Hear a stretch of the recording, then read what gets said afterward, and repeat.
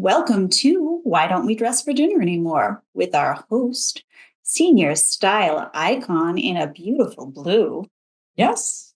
Teddy Crockman. I wore my superstars today, my supermodels today. Hey. Good. And Melissa Pierce, natural redhead and tech consultant extraordinaire. And our guest today, Tytus by Tytus. Hello. Let me just tell you a little bit about our guest. Tytus's brand, Tytus by Tytus, launched in the summer of 2016 and has been going strong ever since. Tytus's garments are handmade, customized garments, and are sustainable couture. Tytus describes the brand as one for superstars, describing superstars as those who see it in themselves to be unapologetically bright and shine above the rest, embracing the imperfections and encouraging the wrongs that are so damn right. Welcome to the podcast, Tytus. Thank you for having me. You know, I just love your unique style. You have so many ripped looks. You have the open backs. Like there's this one jacket I saw that you had somebody modeling and it had like a heart, open back heart, and you have the ripped looks. And your whole philosophy about the perfection in the imperfections that are just so damn right. And your clothes just epitomize that whole philosophy. Can you tell us a little bit about your early influences in fashion and your current aesthetic? I think the person who influenced me the most with fashion starting out was Tina Knowles. I liked how she was. That's Beyonce's mother. Yeah. I liked how she would design and stuff for Destiny's Child. It was always a lot of different cutouts and just similar things, but they were still a very different outfits. Like they would all have one outfit, but it would be slight variations. Yeah. Like that. Yeah, she did. Yeah. She used to design all the clothes for Destiny's Child. That's right. And I like that was sustainable too, because they had all of their designs made in-house versus trying to reach out to designers and stuff like that. Mm-hmm. Yeah, and Beyonce's mother is just as beautiful if you ever have seen her. You know, it's interesting that you say that because Tina Knowles used to have a fashion design, a fashion line on Home Shopping Network. Did you know that? You mean Darion? I don't know what it was called, but it was on Home Shopping Network. And I remember I used to buy some of the things. She had beautiful clothes because she used to talk about how she designed for Destiny's Child. And so she liked to design clothes. And she actually had a fashion line on Home Shopping. So I thought, I mean, you know, that was kind of ahead of its time, you know, in the 90s, That's 80s, early 2000s it was or whatever. So what we want to talk about then too. Okay, so your aesthetic is kind of your influence was Tina Knowles, who designed for her daughter's group Destiny's Child. How would you describe your current aesthetic? If you were to describe to somebody what kind of clothes your fashion line has, how would you describe it to somebody? Titus, what kind of styles do you make? What kind of clothes do you make? Who do you style for? Would you describe it by describing your own outfit today? Because I am fascinated. I'm bought in. I feel like I would. Okay. I would say informal formal wear. It's a lot of suits. Informal formal wear. Yeah. It's like business casual, but not so casual.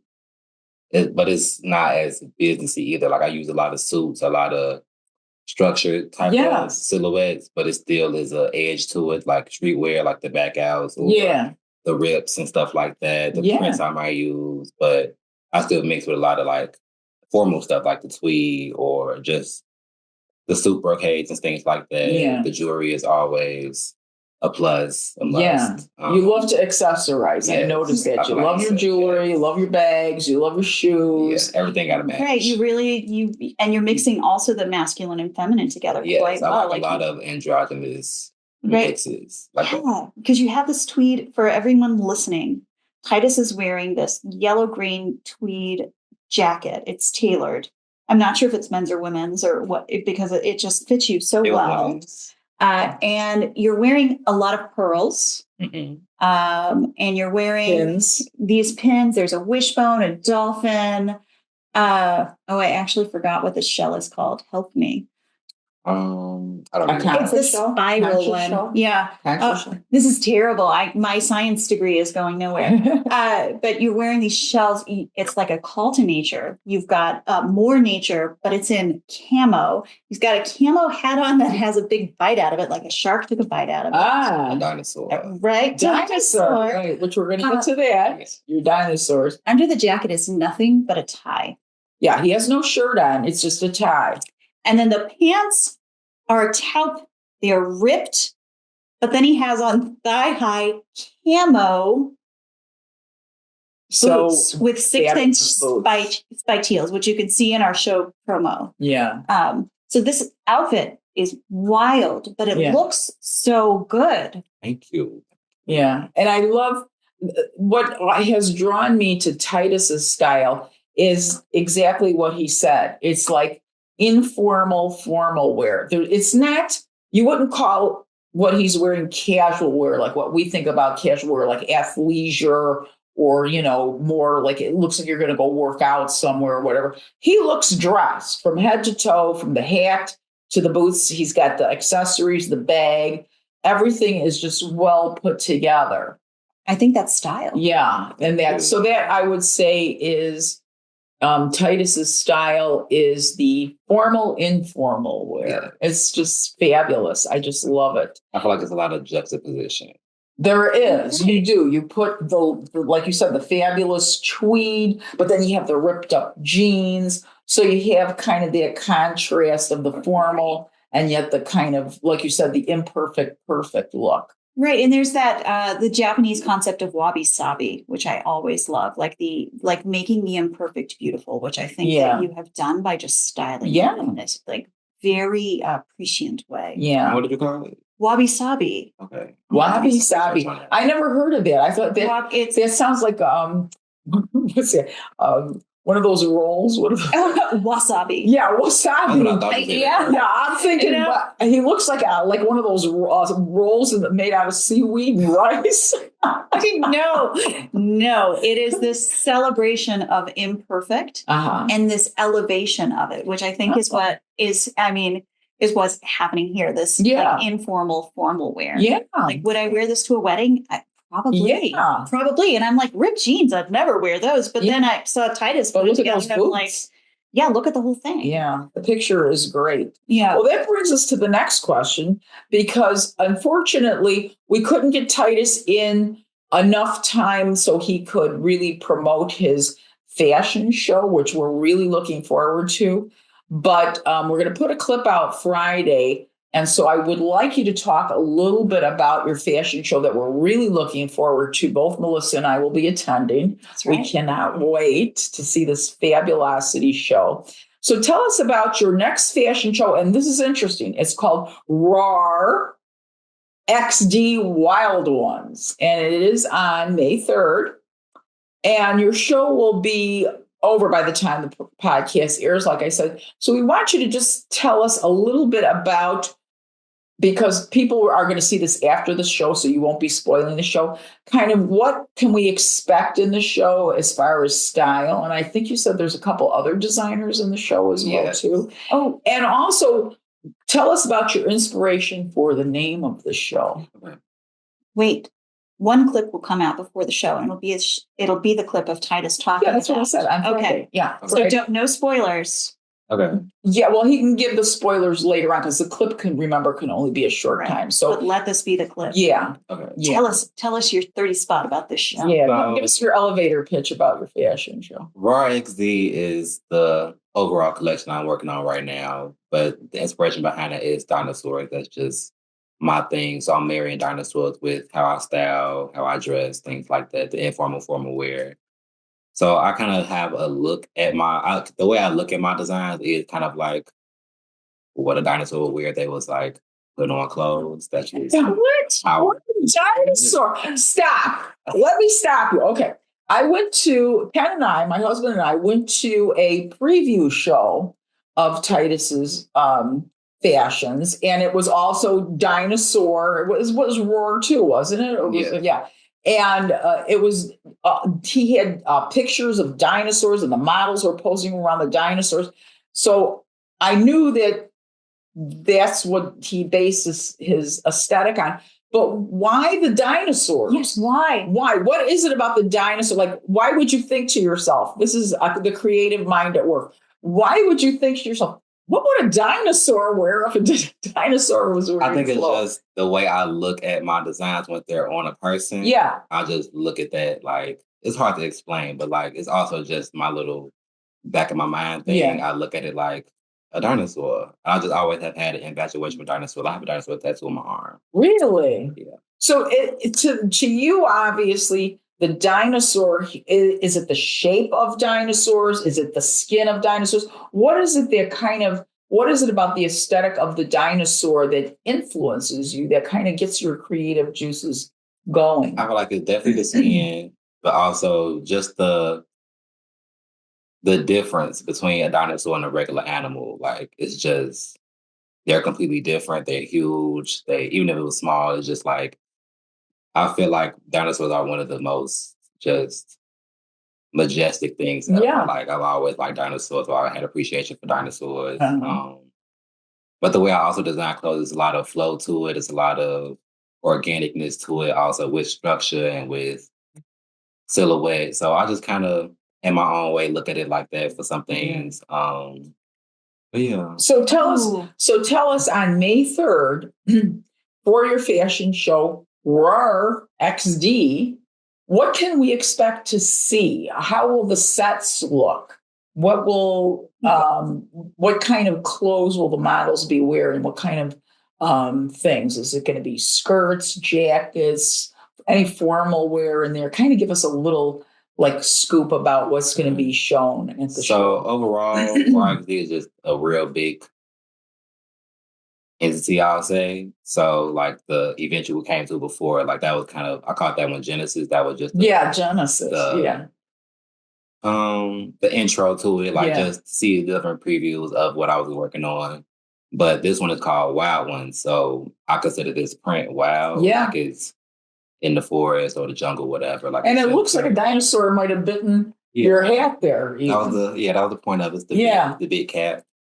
But yeah, I feel like this one is going to be a lot of this print, but just played around with the textures. Mm-hmm. Definitely going to be the informal, formal wear, but also some streetwear styles, things like that. I'm working with more corsets and dresses this time. Oh, really? So yeah, I have about 18 looks. Wow. So it's a bit of a good range between formal wear, just straightforward. Well, not formal, but formal wear, casual, business casual, streetwear, some sets like top and bottom sets, sleeves, things like that. I have bags this time.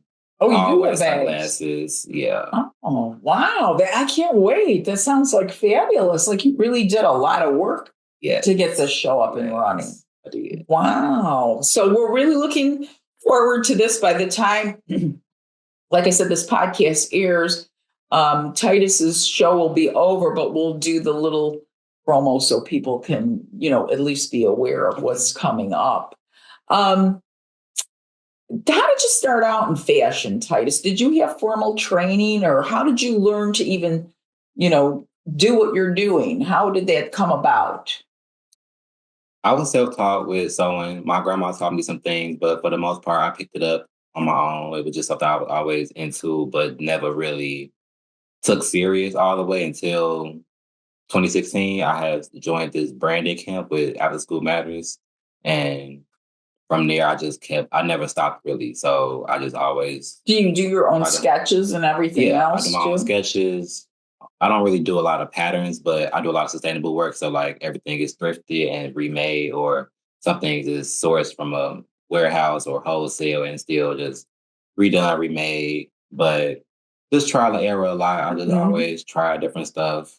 So wait, you went to an After School Matters program. It was about branding. Yeah, so they helped us make our website, logo, mission statement, things like that. And we had like a fashion show at the end of the summer. That's amazing. And they know that. And they're like, Tytus, our success story. Yeah. You I think I was one of the only ones who just never stopped for real. Like Just- everybody else it was like a summer thing to do, but my kids my kids like work it after school matter every summer. So it's cool to hear that someone went to one and was like, you know what? Thank you so much. I'm going to take this and look where you're taking it. Yeah. Like, That's fabulous. Yeah. Yeah.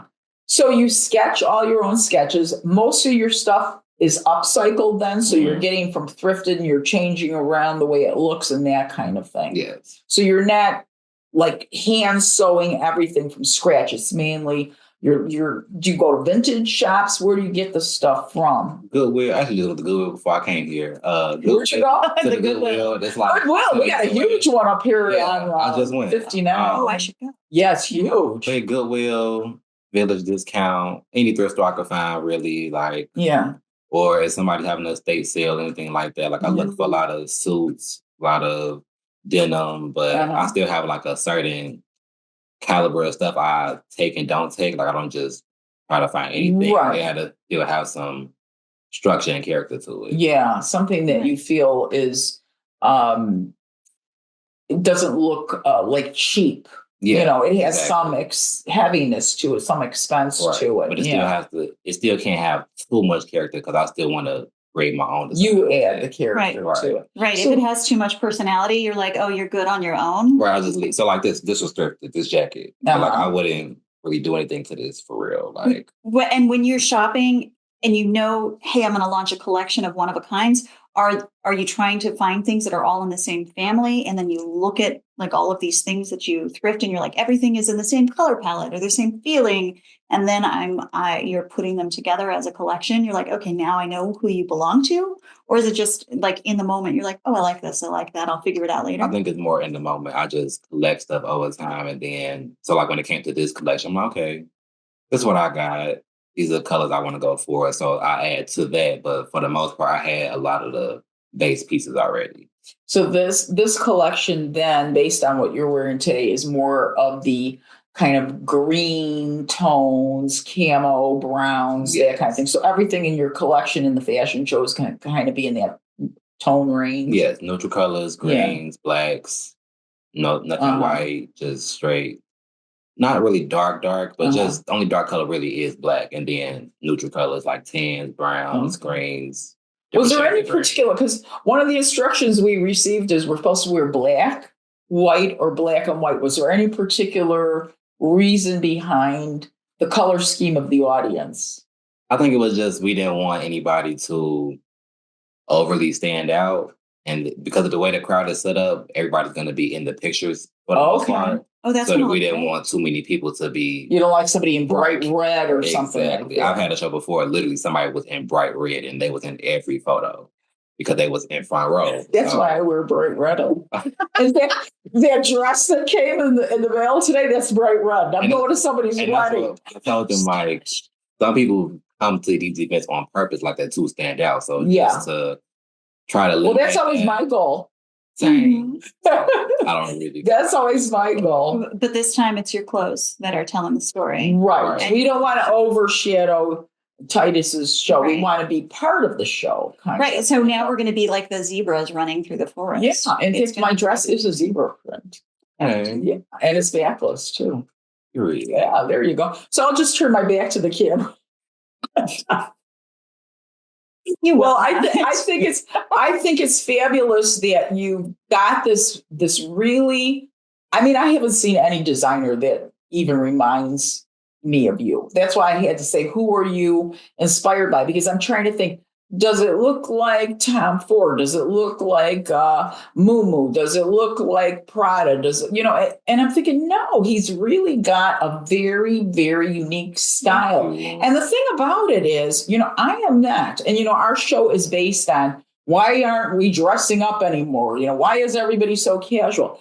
Yet when I saw your clothes, even though they're not, to the nth degree formal or dressy or anything like that, there was a real style, a real thoughtfulness to your clothes. It wasn't like you just threw this hodgepodge together, ripped up some jeans and said, oh, here you go.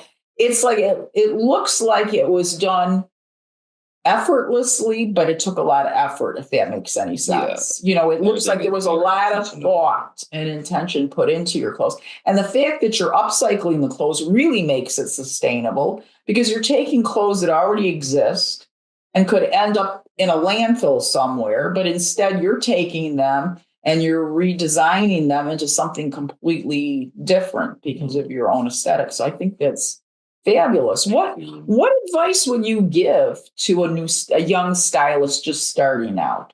What would you say? How did you get started? How would you advise somebody to even get started as a fashion designer? Because this is not an easy business, as we know. We've talked to many designers, and they tell us it's a hard business with tight margins and hard to get press and get known. And then in Tytus's case, every item is one of a kind. It's not like you're creating these things and then mass producing. That's what makes it couture. If someone doesn't catch it, they just don't get it. Right.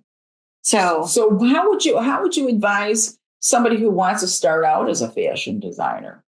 What would you say to them? I mean, what helped you move along the spectrum? Just really being yourself. I feel like the best designers design for themselves and then exude that in their designs. Like, so I always try to wear my own designs in some type of way, even if it's just one thing. I always try to wear my own stuff. Yeah. Because I feel like you're your own best billboard. Yeah. The attention that I do get in my clothes is different than the attention my stuff gets when it's on a different model or something like that. I just feel like my brand is myself. So that's why I named it Tytus by Tytus. Yeah. I feel like just making sure your brand speaks for itself and speaks for you without you having to say it. So like I feel like now the more I go out into these events and stuff, they start to notice what my stuff is. Even if it's not on me, if it's on somebody else, it's kind of noticeable. Like, it is. Tytus made that because it's you can see.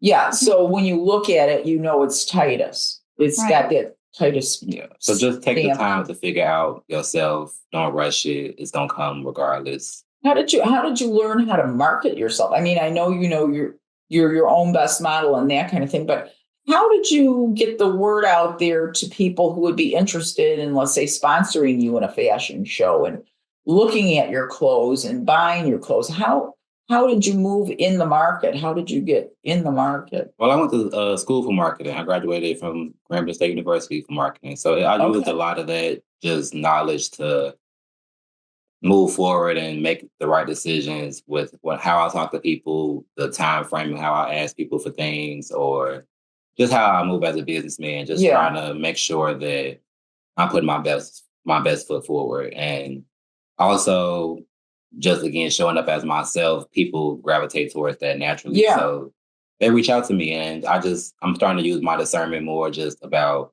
who to work with, who not to work with, what things are going to help me move forward versus hold me back or just not move at all. Mm-hmm. So it's just a lot of trial and error, a lot. Mm-hmm. But you think that your marketing degree did help with the business end of things? Yeah, that was why I wanted to go to school for marketing, so I could be able to market my own business. Right. Oh, now I'm getting a whole picture. You go to after school matters. Mm-hmm. You get the branding, you get the website, you get the marketing degree.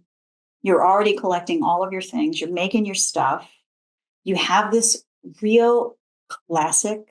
You've got a lot of classic elements in your design. Thank you. Which I love. I just thought about a designer that you remind me of, who is not a designer. He's a makeup artist, Kevin Aucoin, who is dead. Oh, R.I.P. Okay, now I know Kevin Aucoin. Right, he did Madonna's makeup, just he did a lot of celebrities' makeup back in the 90s. But what about Tytus? Remind me, I'm interested. Like just every look unique. Interesting, still classic, but way out there. And he was unapologetically himself when he was doing it. And that is what got him to where he was.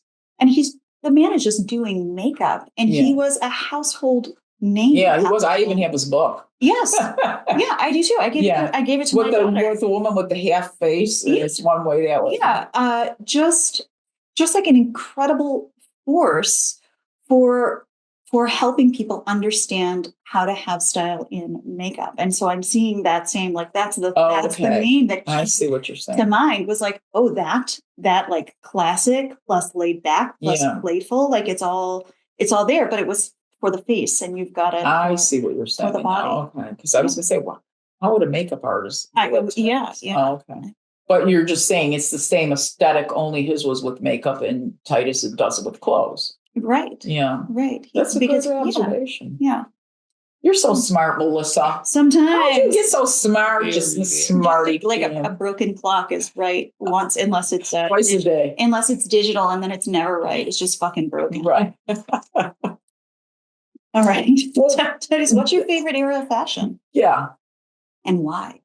And why? We want to know. Do you have an era or eras? Because there's some people that like more than one era. What's your favorite period of time for fashion?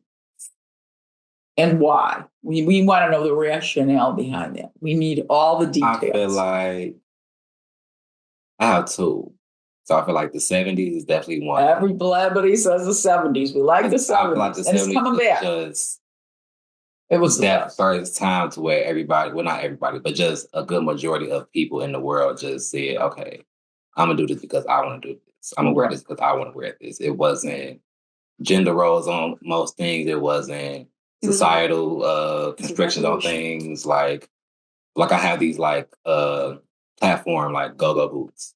My granddad loves them. Like he always just make a comment about like, I used to have some of those. And it kind of shocked me when he first said it, just because nowadays a lot of men wouldn't wear that, but back then they would. Yes. They would wear men wore the big shoulders. Platforms, big shoulders. And it was more freedom and playfulness with it. It wasn't, you didn't have Instagram to try to tell you, oh, men shouldn't wear that, or women shouldn't wear that, or this doesn't look good on this certain type of body, things like that. People just did them. And even when it comes down to like architecture, people houses and stuff like that, I feel like the 70s was just that time everybody was being themselves as much as they can be, as much as they should be. Yeah. And the other one would be early 2000s. So again, I liked how playful it was, how free it was, but it was different than the 90s. I feel like I liked the 90s, but it was kind of, that's when the restrictions started to happen. But then I feel like early 2000s, it was just that kind of breakout. Like, okay, this is a new generation of people. Like,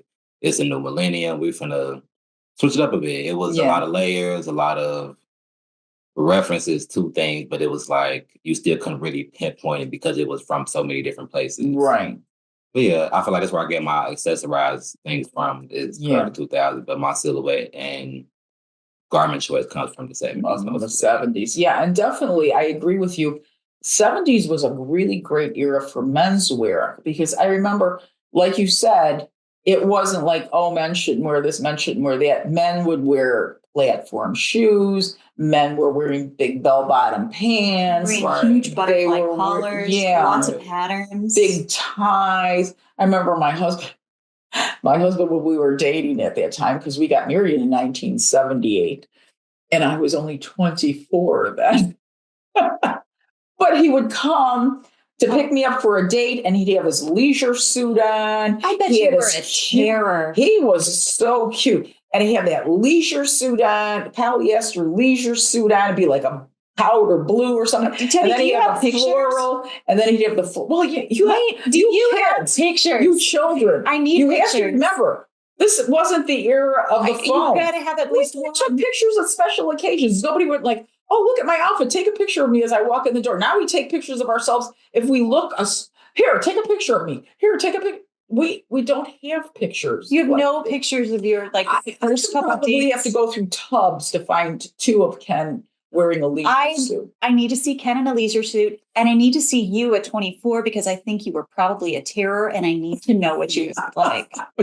I was cute. All right, I was cute. But Ken was really sharp. He would wear that leisure suit. Like I said, he'd have a flowery shirt, and it'd be open, so the men had their shirts open. Oh, that's right. That was so the style. You could see the chest.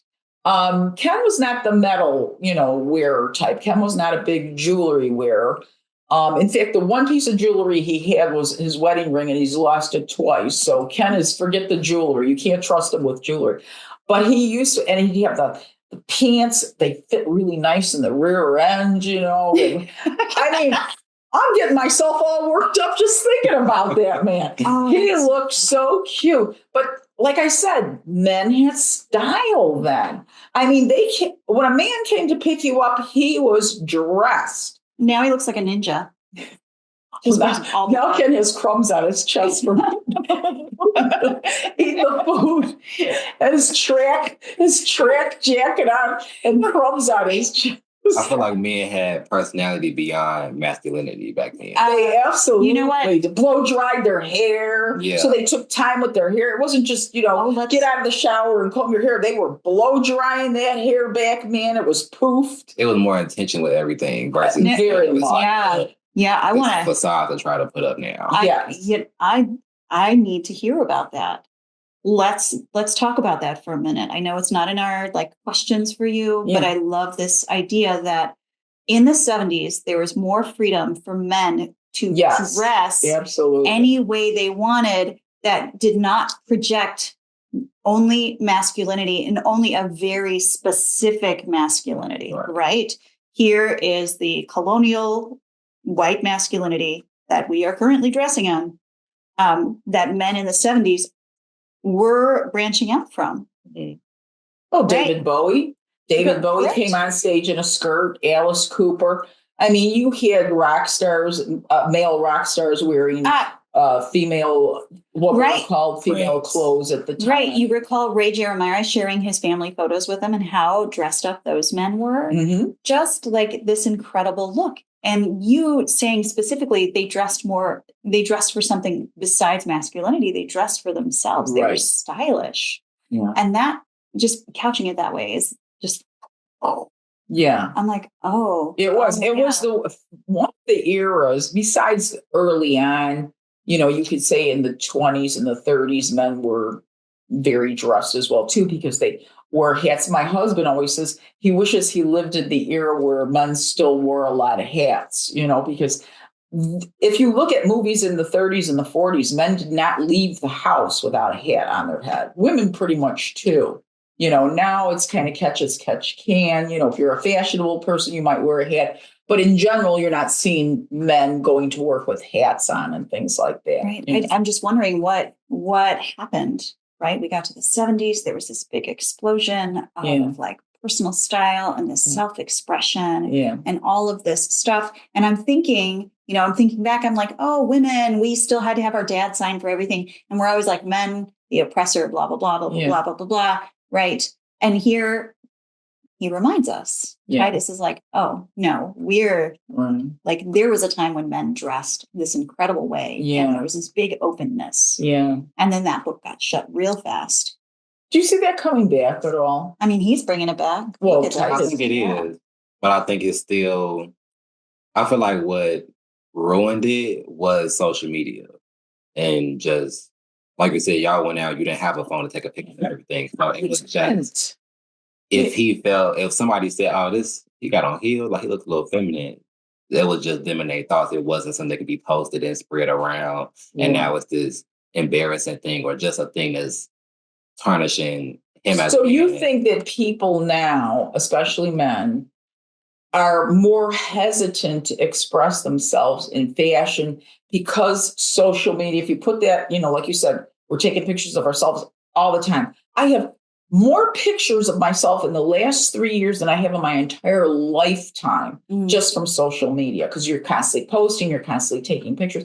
We only took pictures like if it was a wedding. Oh, take a picture of the group. Or, you were going on your vacation, you took some vacation. But other than that, people were not taking pictures on a daily basis like we do now. Right. So what you're saying, Tytus, is it sounds like that men stopped being creative in their dress because of social media, because pictures are posted willy-nilly everywhere and everybody's chiming in with their own opinion about how you look or don't look, or if it's good or bad or whatever. Not so much as just good and bad, but just what defines a man to everybody. So like to you, not you, but just this person on their phone might think a man should only wear suits and top hats and work boots. But then somebody else might feel different. Like, I'm doing the same job as him, but if I want to wear my go-go boots to do that, I can do that. So it's just society created this one way, one definition of what masculinity looks like. Right. And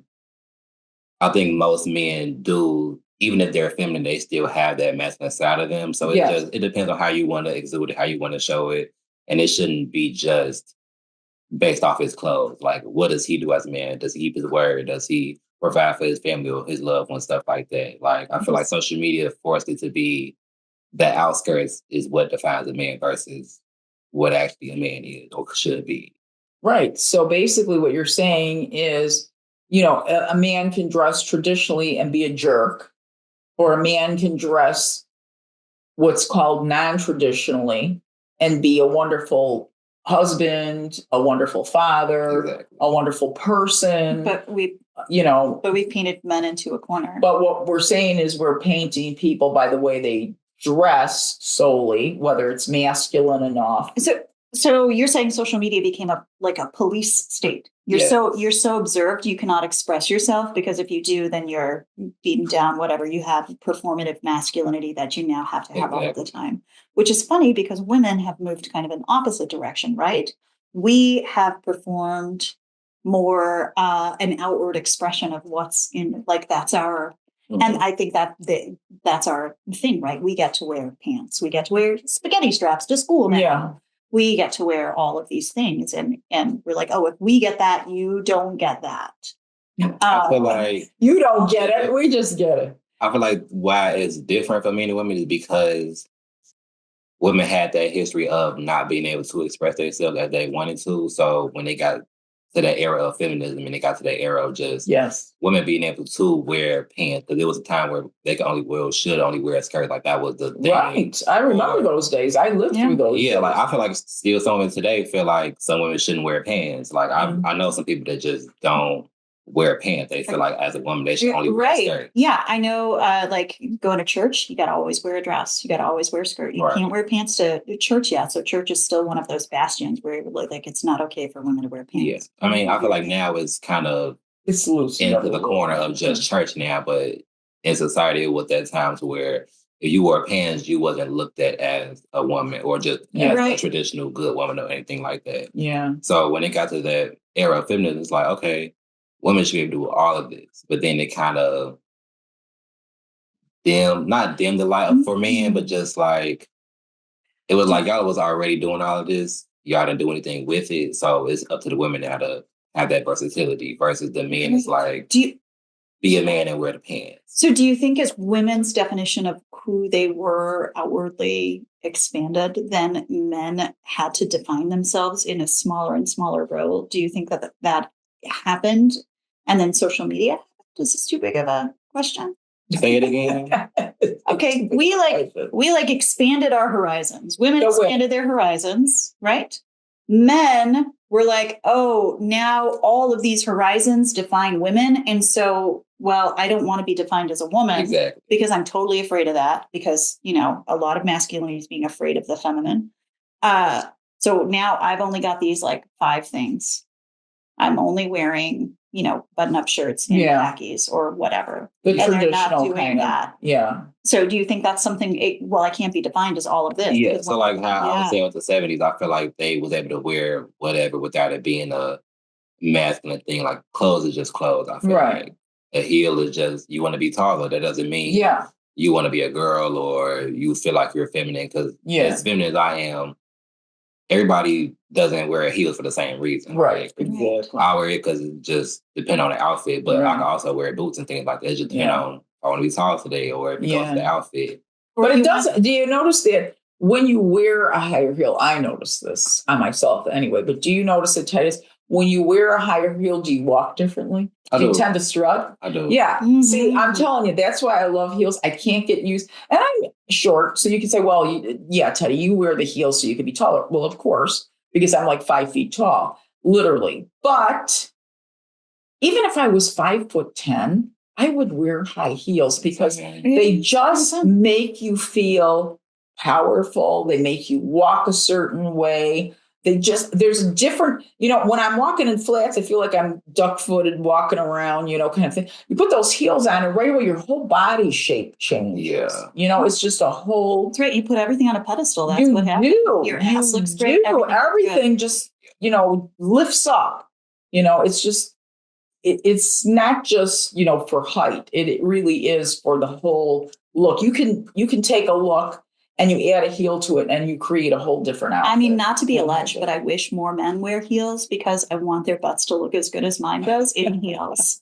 Yeah, it'll definitely just change it a different way. It does. It changes your body completely, I think. I thought just a lot of men got scared of that at some point. Like we said, they feel like they're starting to get towards what women is wearing versus just wearing it because that's what they like. Like they make the sizes. So going back to the social media thing, you're out on social media a lot. Like you said, you wear a lot of your own stuff. You got skirts, you got heels, you got all that kind of stuff.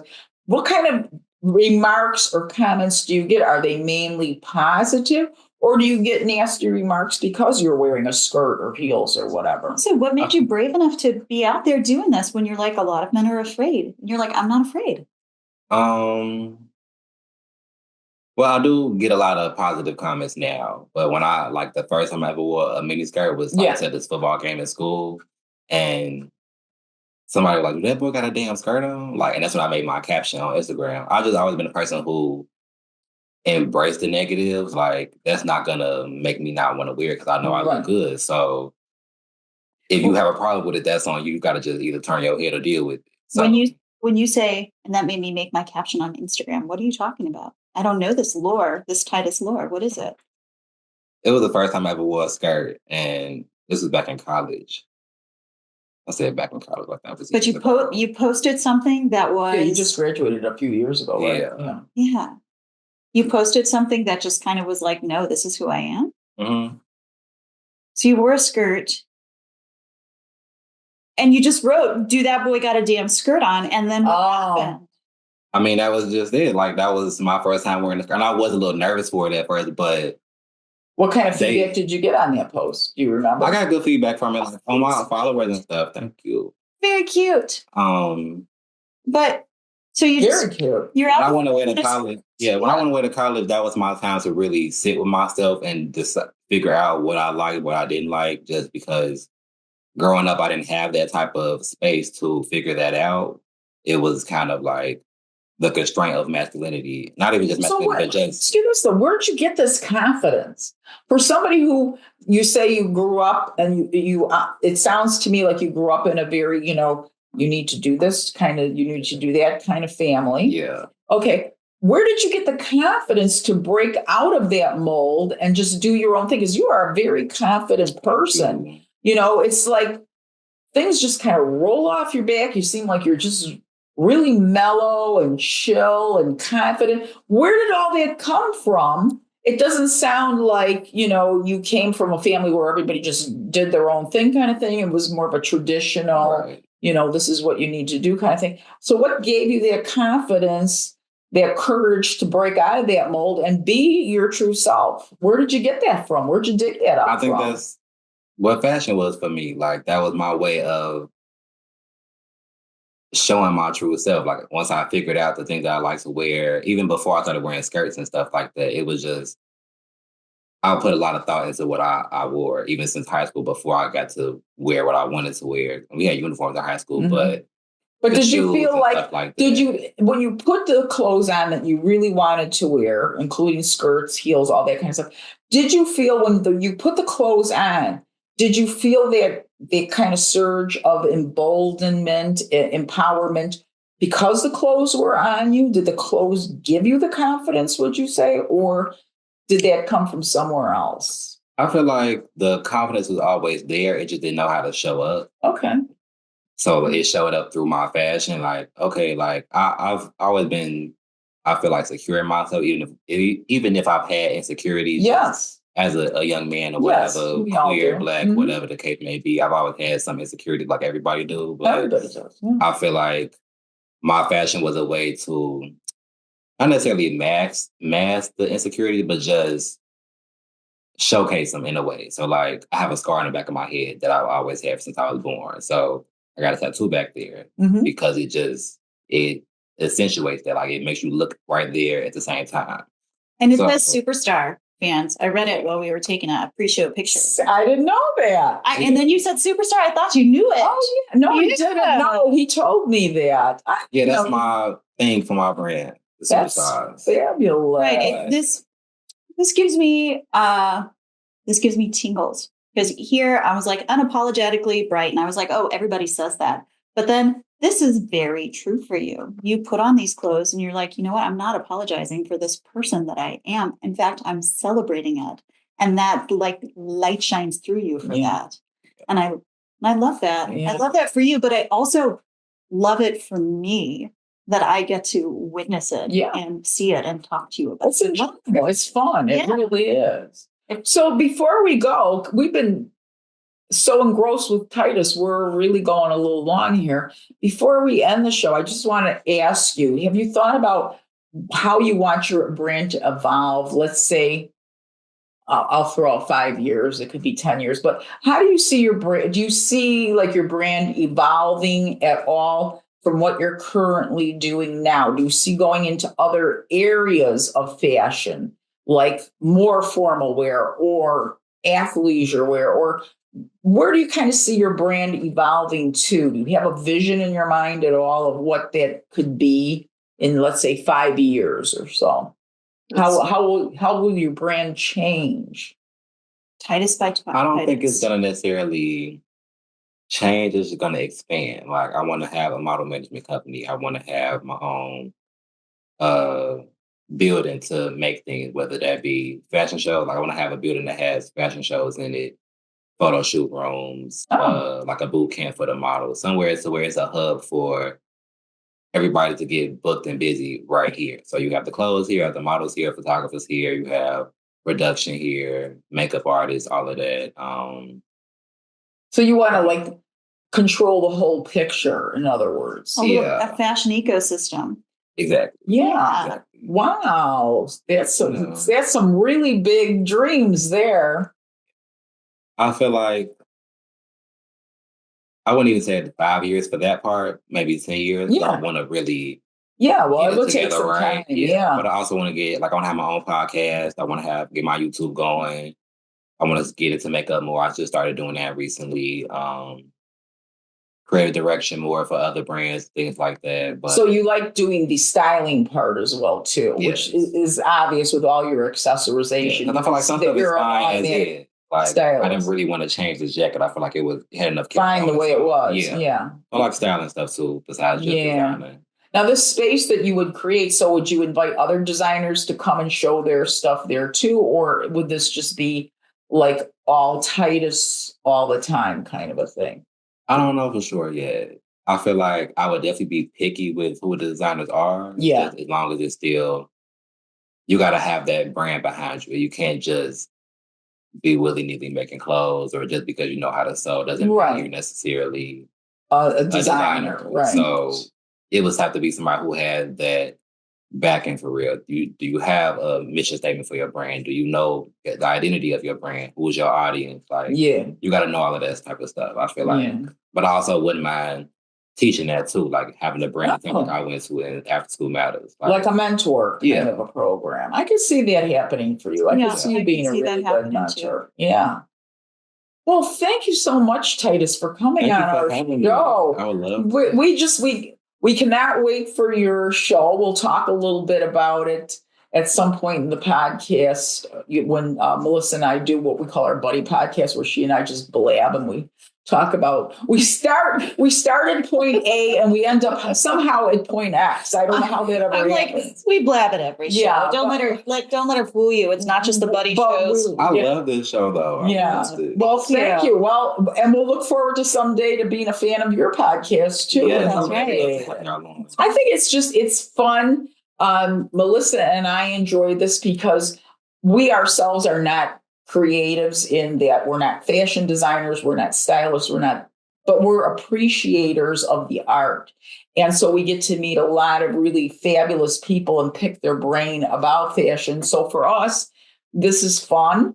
And we hope for our audience that you learn a little something. You know, every time you watch something, maybe you pick up a little tidbit here or there, get a little inspiration. You see that there's many different kinds of people who are designers, stylists, makeup artists, models, all that kind of thing. So that's what we hope for our audience. And I'm sure, you know, people will be inspired by your episode, which will air, by the way, next week. Actually, they'll be watching it, but his episode will be airing next week. I'm just That's telling right. you that. Yeah, on Tuesday. Yeah. Yeah. So, well, thank you so much, Tytus, for being a great guest. And we have to ask that ultimate question, Melissa. Teddy, why don't we dress for dinner anymore? I don't know, Melissa. Why don't we? Beats me. Thanks for listening to Why Don't We Dress for Dinner Anymore? Please remember to subscribe and give us a 5-star rating. That really helps people find us. And if you're a brand and want to sponsor the show, please email us at whydon'twedressfordinner@gmail.com, also linked in the show notes. And if you're a fabulous person and you want to support our work, join us on our Patreon or take us out to dinner sometime and we'll be sure to dress up for you.